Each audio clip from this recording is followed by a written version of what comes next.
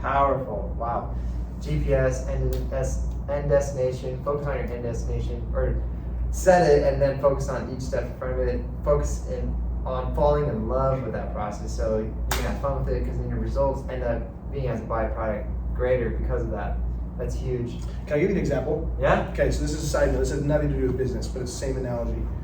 My wife and I, our first year of marriage, moved to Florida. So we went from Utah down to Florida. And I guess a long drive, right? And I remember thinking about that drive. I hate driving. It's like one of my least favorite things to do is to drive.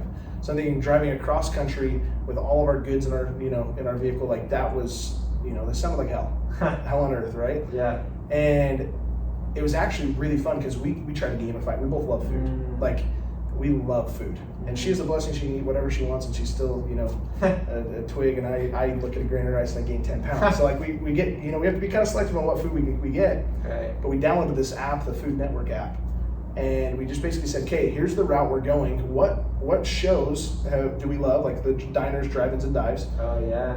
What food, they literally have an app where it shows what restaurants they visited throughout the US, and we looked at our map and we said, what ones do we want to visit on our drive there? And it was almost it was the exact analogy of like, hey, so we found a way to enjoy the process of driving from Utah to Florida, and now, dead honest, that's one of our favorite memories. Like her and I, when you sit us down and say, what is a period of time that you loved most about your life, like in your marriage together, arguably her and I would say the drive from Utah to Florida. Wow. And the way back from Florida to Utah, we didn't do that. It was a miserable drive. Yeah. But it was just finding that way to love the process. It made the end destination come, but it also is like you find that enjoyment throughout, and you'll do things you couldn't imagine you could do. Wow. Gamify. That's a great way to put it. Man, that's crazy. That's huge. That's awesome. So you guys, whatever you're doing, whatever goal you're striving for, try to set those benchmarks, those checkpoints along the way that you're going to be able to achieve. Get that endorphin release, pat yourself on the back, and just keep getting you down the line. So that's huge. And audit yourself. Are you doing this? If you're not, how can you? And take action. Don't just listen to this and then not do something about it. That's a big difference between most people, with the majority, and you, which is not going to do that, because you're actually going to take action. So that's awesome. That's huge.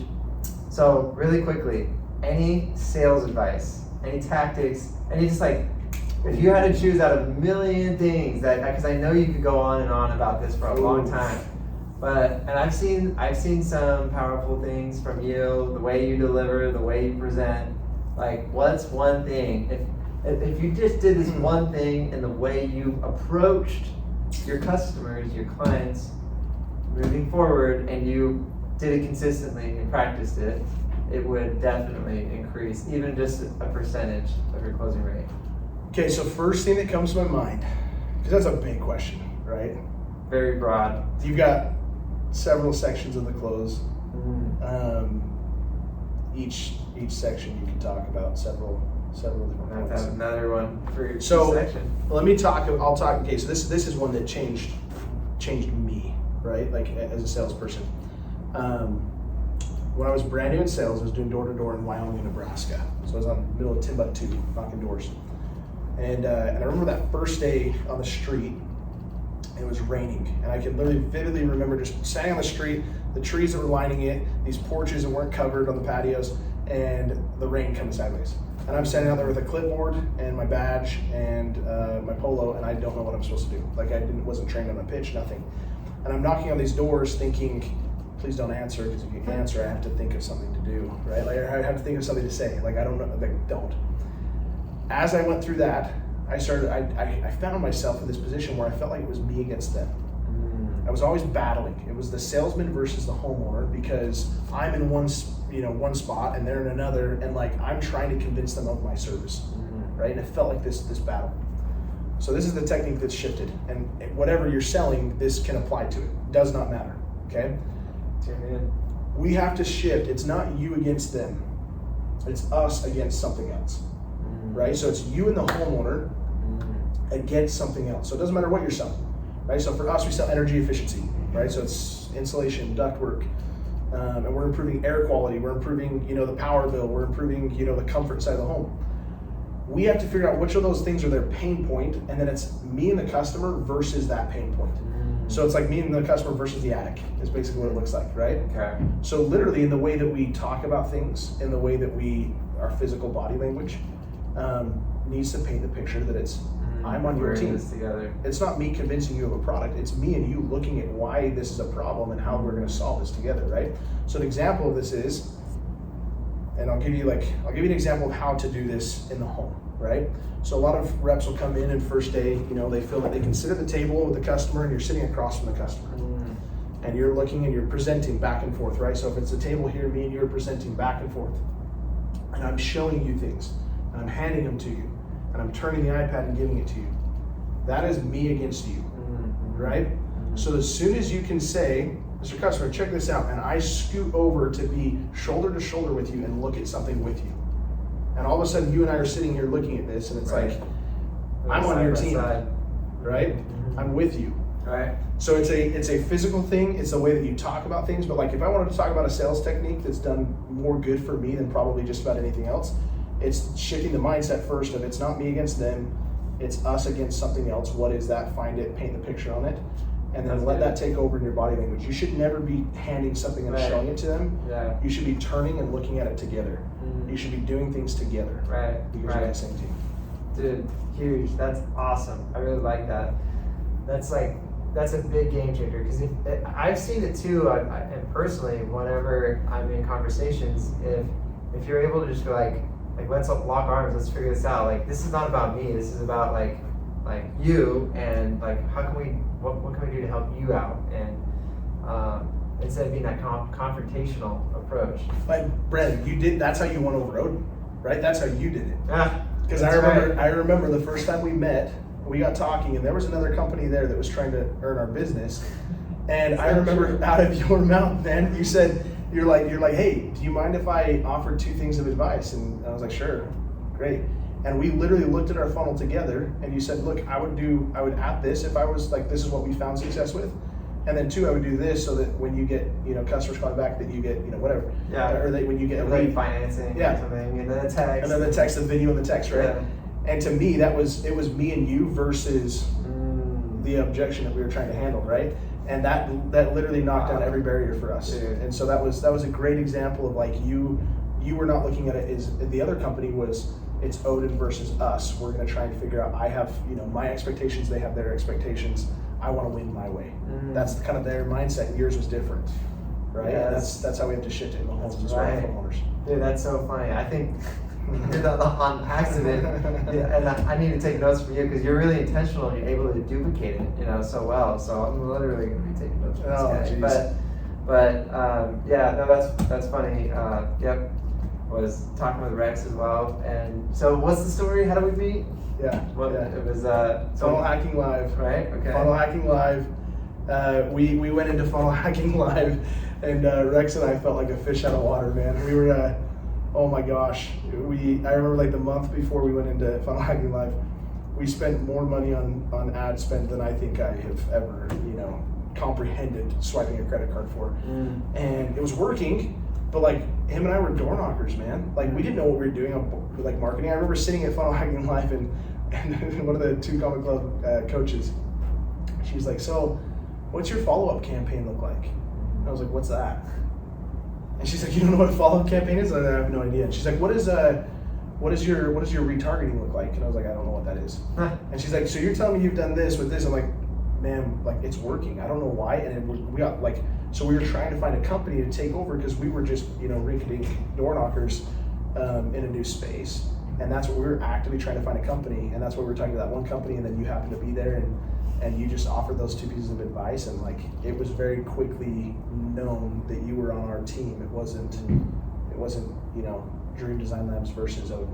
It was looking at it together. Yes, that was awesome. And dude, that's huge. That was awesome. Funnel Hacking Live, we met there, full circle.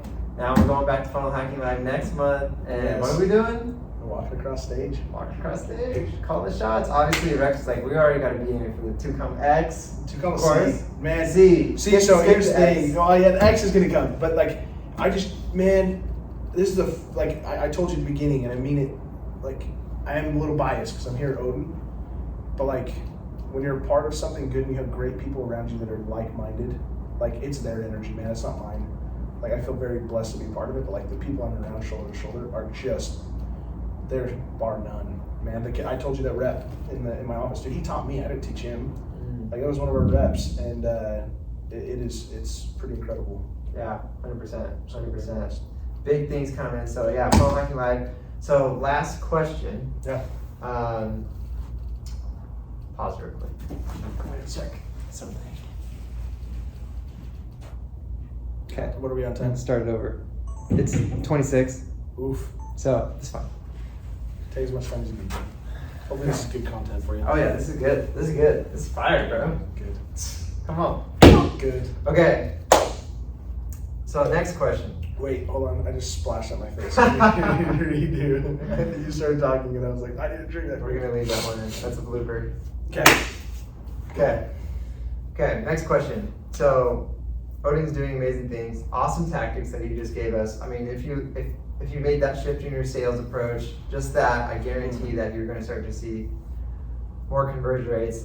I mean, I did on accident and it worked. Like, I can see how if you were intentional about it, that it would work, right? Because it's not, it would work, it's authentic, right? And also be genuine. And well, it's the perfect example that it worked, right? Because you didn't have to script it. You didn't have to, like, people are people, right? Yeah. What works with me and you in communication, what helps us connect is the same thing that's going to help connect with other people. People are people, and so you did it accidentally, but now that we can dissect that and then intentionally go and do it, it'll work for us. Right, 100%.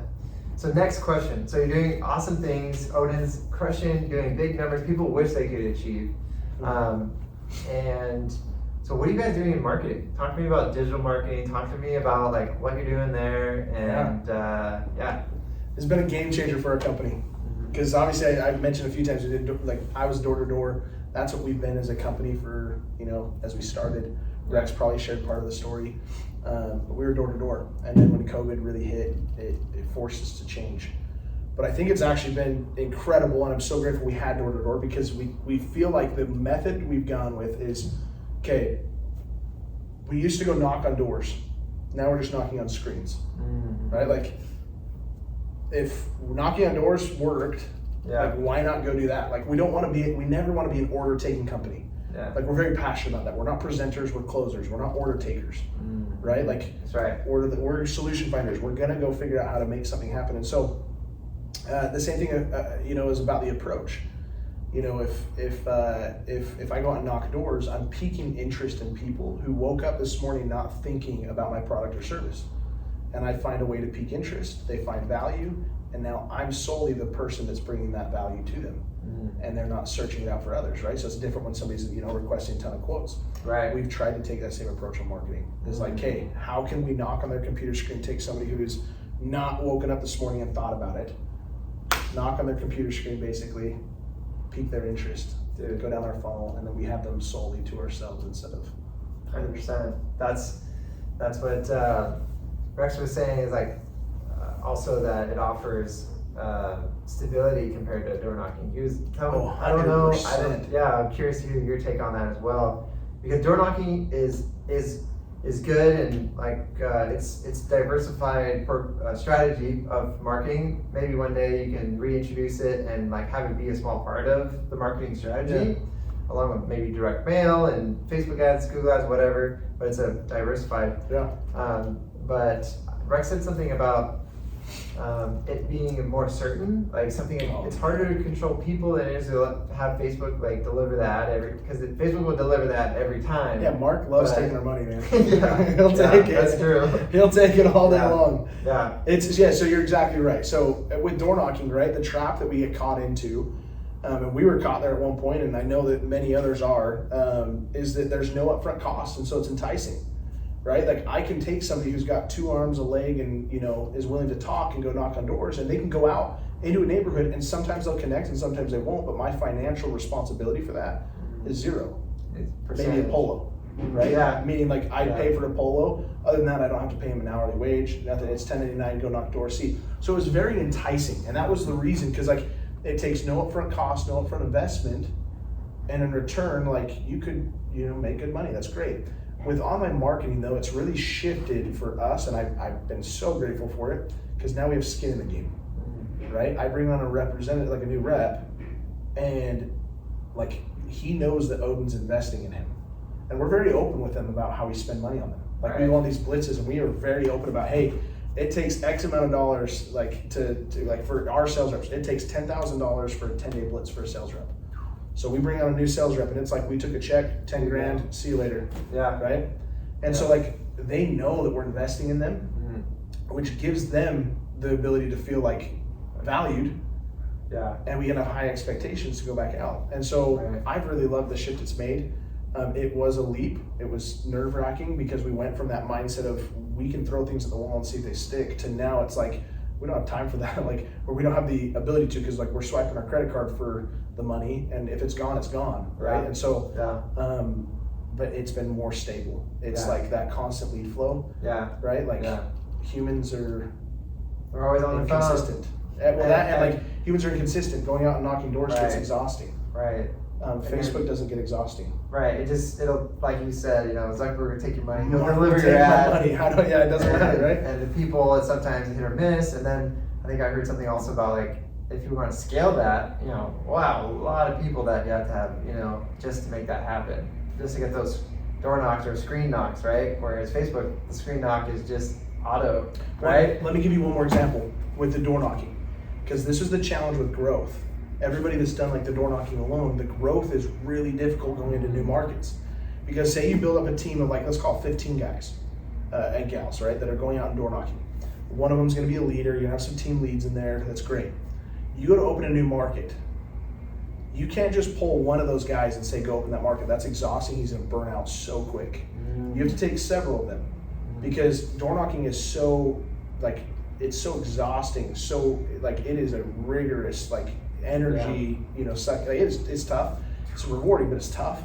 And so to open a new market, you have to take 2 to 3 of your leaders and then a few, like let's call it 2 leaders and then a few of your other reps and plant them in the new market. So you're basically robbing from Peter to pay Paul, right? And so growth is very difficult in that sense. Whereas with this, it's no, I can literally take one leader and I can have him fed leads and in homes immediately. And so growing into a new market has actually been seamless. And we can bring new reps on, right? But we're not robbing from Peter to pay Paul. I can have one guy go in there, start to recruit around him, and it's been so much better than learning a new door knock. Right. And for contractors that are not quite into the Facebook ad game, Google ad game, digital marketing game, they're doing Angie's List, maybe a little bit of Angie's List and Home Advisors, pretty much what everyone's doing. But they haven't taking the leap to doing kind of their own lead generation, not like an Angie's List shared approach. Like, what's your professional recommendation to someone that's in that position? They kind of want to get into it, maybe they're a little nervous. What would you say to them? That's a good question. I'm not super familiar with Angie's List and Home Advisor because like that's an approach we haven't gone. Skipped right over that. Good. You did did yourself a favor. That's the thing, right? Because I'm passionate about, I love being in front of a homeowner who I'm their focus. Here's what I would say to all of that, which is, I know it can be comforting thinking you're putting yourself in front of somebody who's actively looking for your service right now and they're in the decision-making process right now. I know that can be comforting, but test the waters outside of that, where it's you have to build value inside of the home, and there's nothing more rewarding than walking into a home and dissecting and uncovering some of those pain points and stuff. Like our first question when we get in the home is, cool, what brings me out today? Right? We start to roll the attic. It's like, awesome. Well, let's, if you don't mind, I'm gonna ask a couple of questions so we can better understand what's happening in the home. So when I get in the attic, I'll understand what to look for and see how we can help, help solve the problem. Like we're dissecting. People are calling us out for, insulation and duct sealing for energy efficiency, but they end up buying because we've talked, we've taught them how indoor air quality or comfort or whatever is severely impacted by your attic. And so test the waters of like exclusivity and where you have to build legitimate value inside the home, and you'd be amazed at how much of a less headache it is. That's huge for a lot of people using people that use Angie's List and Home Advisor. The big complaint is the shared leads, and for people considering getting into Facebook marketing, or it doesn't have to be Facebook, it could be TikTok, could be whatever, but interruption marketing is different than search marketing. Which there's a place, I think diversification is good. 100%. But if you can get into interruption marketing, whether it's Facebook or whatever, and you can crack that code, like Trevor's saying, that's amazing. Because then, like you said, you don't have 5 other people bidding, and it's not a bidding war. And then you can start to use your ninja value building tactics and start selling for the highest prices with the most margin, where instead of a battle of the bottom. So, boom! I think everyone that hears that is gonna be like, I'm the same margin. No one competing on bids. Like, okay, oh, it's unreal. Okay, now I'm listening. So it's unreal. That's huge, dude.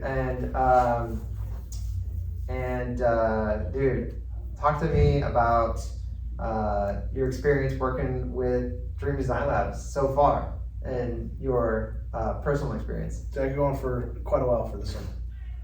No, so Odin owes a lot of credit to you, man, for where we're at. And I hope Rex has expressed this to you, because we both have talked about it a lot. I remember when we were rewind 9 months ago, our average sale for these energy efficiency products was $3,300. That was our average ticket. Yep. And so we started doing the numbers, and we're like, wow, like we have to go out and find a way to sell 500 of these things to, really grow and scale something to big. Mm-hmm. And Brandon, you brought up one day, and you were talking about the margin. You're like, hey, how can we increase the ticket to a higher ticket? And Rex and I were like, well, that's a good question, because at that point, like, we had a high ticket. Like, I remember in our Slack chat with our sales guys, a $6,000 deal would pop off, and we would go nuts. Like, it was like $6,000. Like, it was like they just sold something so incredible. Like, we were just so excited over this $6,000 deal, right? Fast forward to now, like, our average ticket is just over $10,000.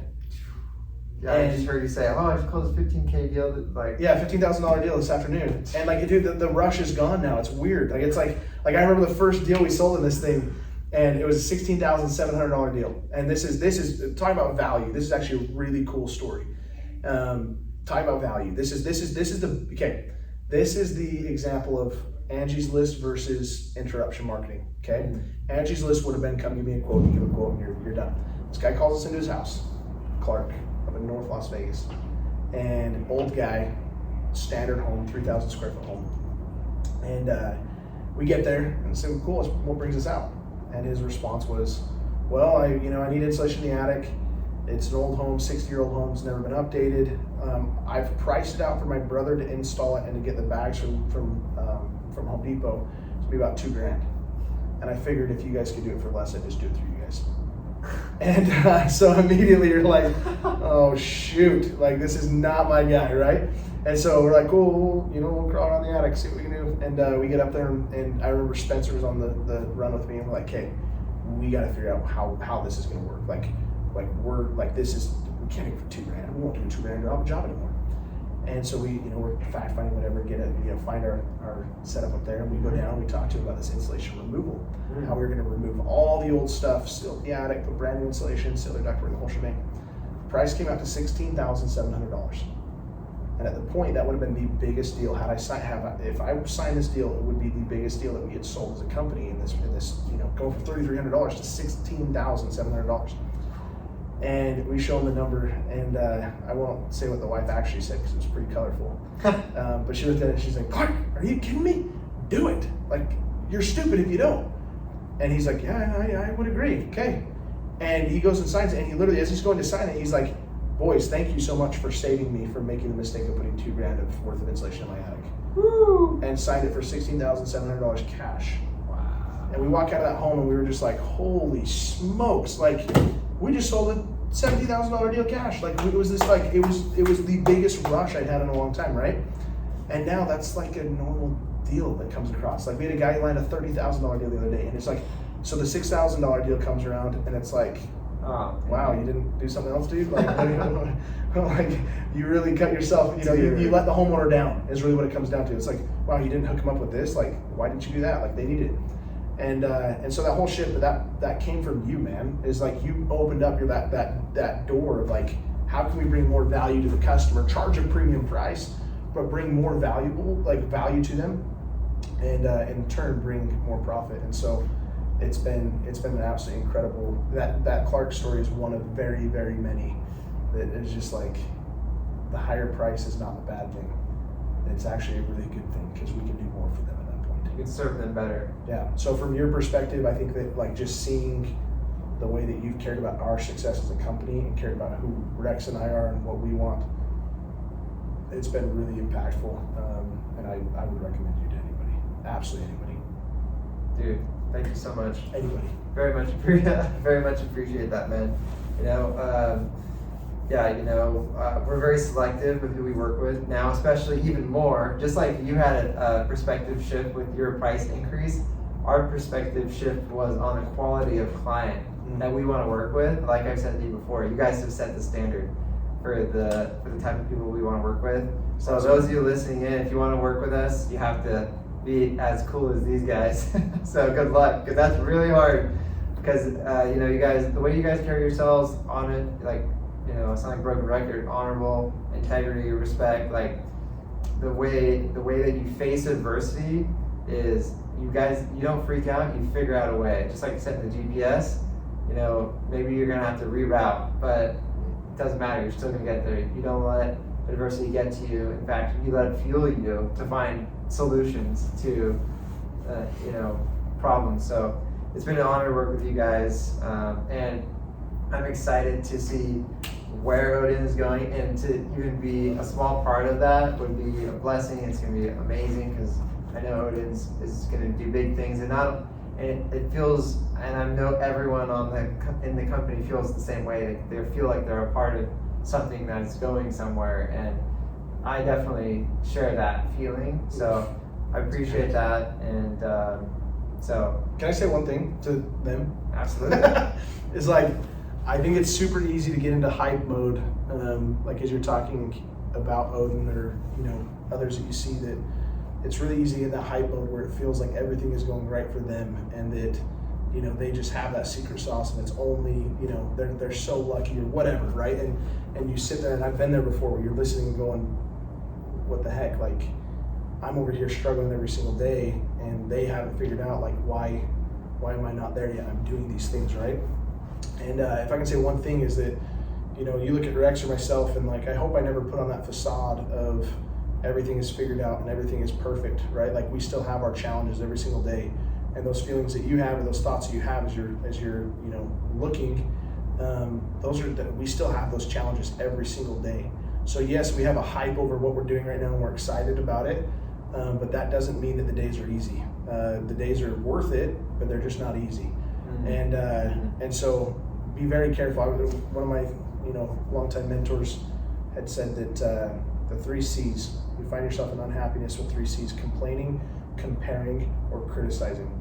And so if you complain, criticize, or you compare yourself, right, those are direct accesses to being unhappy. And so I hope that resonates a little bit. But it's like, Odin's doing something incredible. We're not perfect. We have a long ways to go, and and I would hope that somebody on the other side is feeling motivated, not demotivated by what's happening. Dude, 100%. We're all humans, and I heard Damon John from Shark Tank last week say, he was like joking around. He was like, someone was like, it's really hard when you get into business. And he's like, yeah, it's really hard at the end too. And that guy's, boom, he's next level. He's like, it's still hard. It's like, so enjoy the process. Yeah, you enjoy the process. That's the point. You enjoy the process. Find your purpose and enjoy that process. Dude, it's so fun. 100%. So for those of you listening in, feeling like 100%, you can do it too. Set your goals, enjoy the process. Think of it like a GPS. And dude, get into interruption marketing, diversification in your marketing strategy.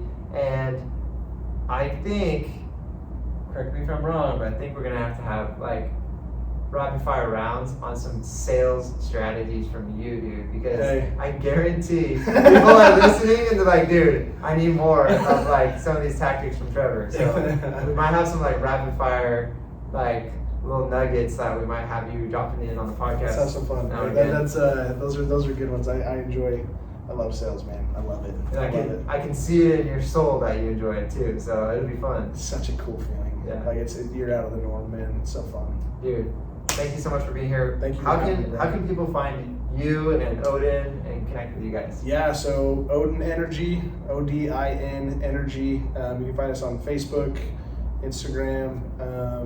We're out there. Cool. For myself, Trevor Gosar, Gosar is the last name. I'm the only one out there. There's not many Gosars, so it's not very hard to find me. Instagram, LinkedIn, Facebook. But yeah, feel free to reach out or whatever's needed. I'm happy to help. Sweet. You guys connect with him. This guy's got awesome value, awesome heart, awesome soul. Appreciate you, man. Appreciate you being here. Appreciate you guys tuning in, listening into the Christian Contractor Podcast. Until next time, stay blessed. Peace. Money, man. Boom. Good job, dude. Thank you. Yes. I know that was helpful for you. Dude, that was epic. Sorry, I went longer than 30 minutes. Nah, dude.